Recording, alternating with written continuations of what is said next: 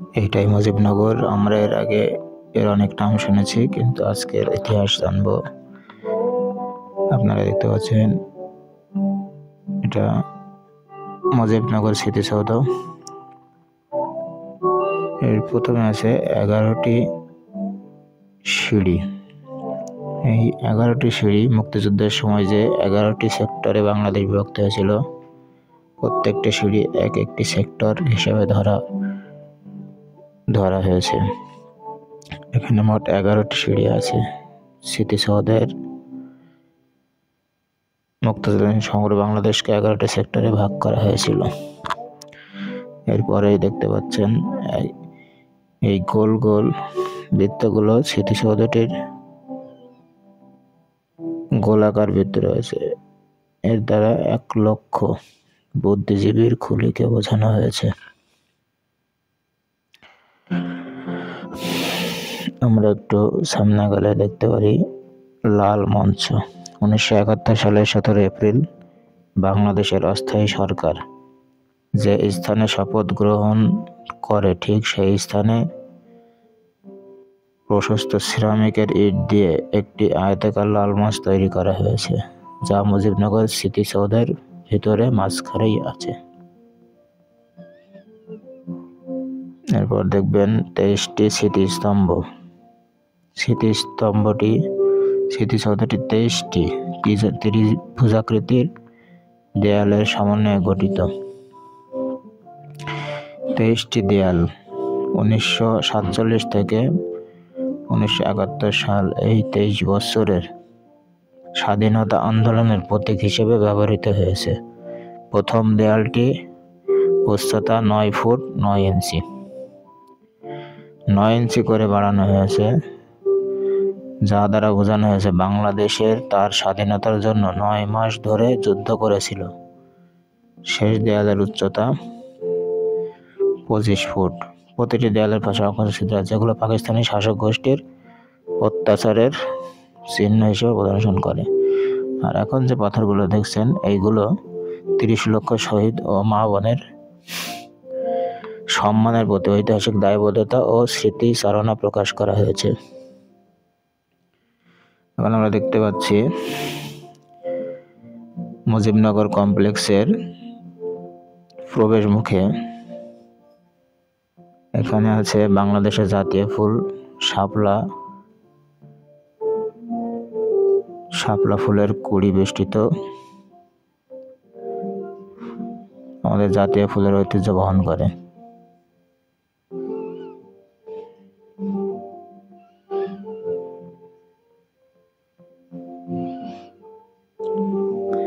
আমরা একটু সামনে গেলে দেখতে পারি এখানে বঙ্গবন্ধু শেখ মুজিবুর রহমানের ভাস্কর্য আছে। দুঃখজনক, এটা 5 জুলাইয়ের পরে তার মাথা এবং হাত ভেঙে দেওয়া হয়েছে।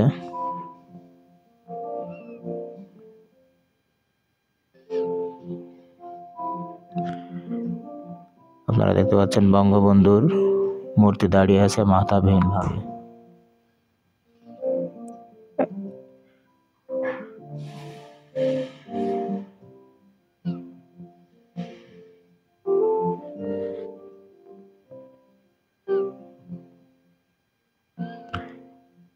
মুক্তিযুদ্ধ শেষে যখন এখানে অস্থায়ী বাংলাদেশ সরকার গঠন করা হয় এবং মুক্তিবাহিনী যখন আত্মসমর্পণ করে, সেই চিত্রগুলো এখানে তুলে ধরা হয়েছে ভাস্কর্যের দ্বারা।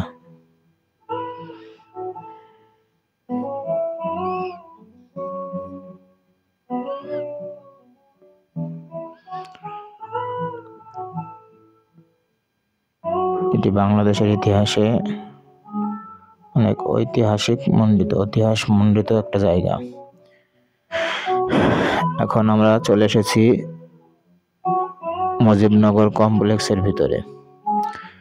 5 জুলাইয়ের সরকার উৎখাতের আওয়ামী সরকার উৎখাতের পর এখানে ছাত্র জনতা ও সাধারণ জনগণ অতি উৎসাহী হয়ে মূর্তিগুলো ভেঙে ফেলে। এখানে বাংলাদেশের মানচিত্র এবং মুক্তিযোদ্ধার সমগ্র ইতিহাস এই ভাস্কর্যের মাধ্যমে তুলে ধরা হয়েছিল। এখানে এগুলো দেখে মনে হচ্ছে পুনরায় এখানে বাংলাদেশে আবার যুদ্ধ হয়েছে এবং যুদ্ধ বিধ্বস্ত একটি দেশ।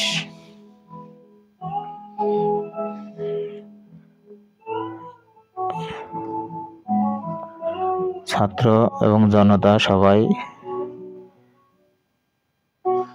এইগুলো ভেঙে চুরমার করে দিয়েছে। দেখুন এদের অবস্থা।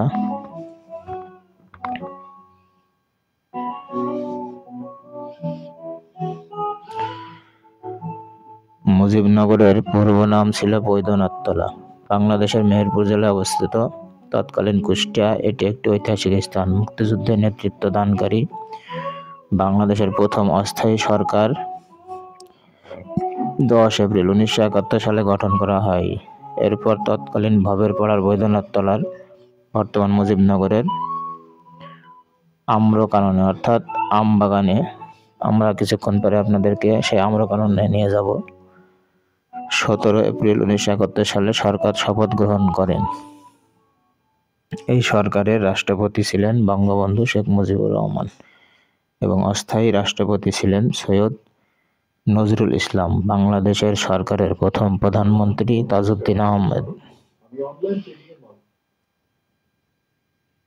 এই স্থানের নামকরণ মুজিবনগর করেছিলেন। তখন সরকারি নথির শীর্ষে লেখা থাকত গণপ্রজাতন্ত্রী বাংলাদেশ সরকার।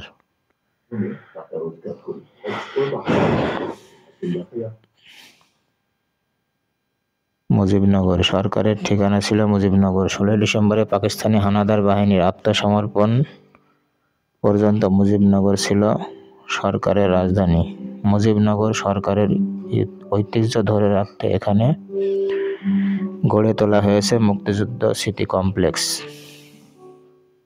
এটাই সেই মুক্তিযুদ্ধ স্মৃতি কমপ্লেক্স, যার ভাস্কর্যগুলো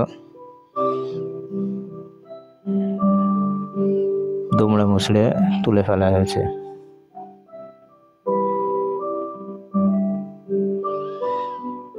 আপনাদেরকে আরো একটি কথা জানিয়ে দিই, মুজিবনগর স্মৃতিসৌধটি তৎকালীন প্রেসিডেন্ট হোসেন মোহাম্মদ এরশাদ স্বাধীনতার স্মৃতি ধরে রাখতে 23 স্তরের স্মৃতিসৌধ গড়ে তোলেন এবং 1996 সালে শেখ হাসিনা মুজিবনগর কমপ্লেক্সের নির্মাণ কাজ শুরু করেন।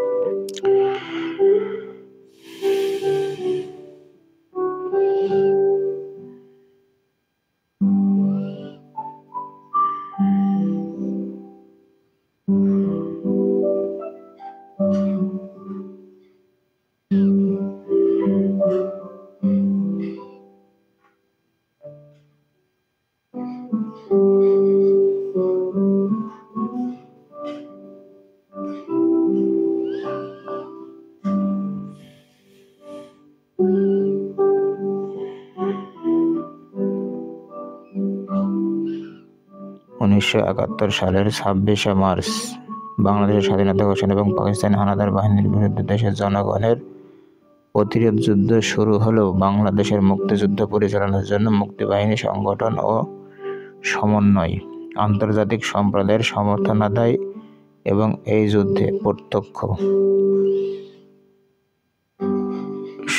সহায়তাকারী রাষ্ট্র ভারতের সরকার ও সেনাবাহিনীর সঙ্গে সাংগঠনিক সম্পর্ক রক্ষায় এই সরকারের ভূমিকা ছিল অপরিসীম।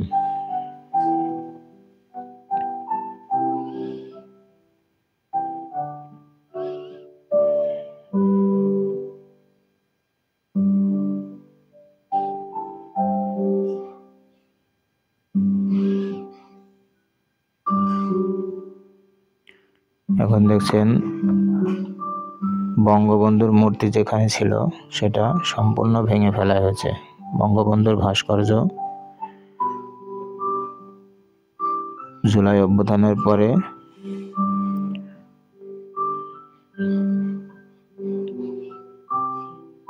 বঙ্গবন্ধু মুক্তিযোদ্ধা কমপ্লেক্সের প্রবেশ পথ দেখুন কত সুন্দরভাবে তৈরি করা হয়েছে। এখানে বঙ্গবন্ধুর ভাস্কর্য ছিল, সেটা এখন আর নাই, সেটা সম্পূর্ণরূপে ভেঙে দেওয়া হয়েছে। এখানে কিছু মুক্তিযুদ্ধের ইতিহাস তুলে ধরা হয়েছে ভাস্কর্যের মাধ্যমে।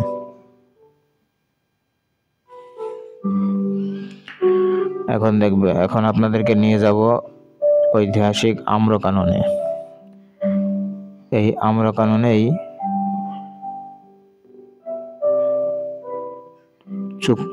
চুক্তি স্বাক্ষর হয়। এখানে এই আম্রকাননেই অস্থায়ী সরকার গঠন করা হয়। এখানে মোট 1160টি আম গাছ আছে, যেগুলো সেই 1971 সাল থেকেই দাঁড়িয়ে আছে। বাংলাদেশ কৃষি সম্প্রসারণ অধিদপ্তর এই গাছগুলোকে নাম্বারিং করেছে। প্রত্যেকটা গাছের গায়ে নেম প্লেটে নাম্বার দেওয়া আছে। এখানে মোট আম গাছের সংখ্যা 1160টি।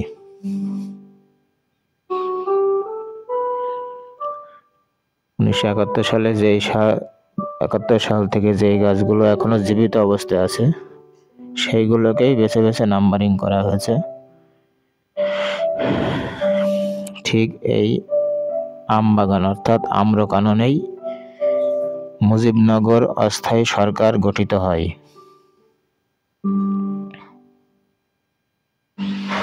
সেই সময় রাষ্ট্রপতি ছিলেন বঙ্গবন্ধু শেখ মুজিবুর রহমান। তিনি পাকিস্তানের কারাগারে বন্দী থাকলে রাষ্ট্রপতির দায়িত্ব গ্রহণ করে সৈয়দ নজরুল ইসলাম এবং প্রধানমন্ত্রী ছিল তাজউদ্দিন আহমেদ।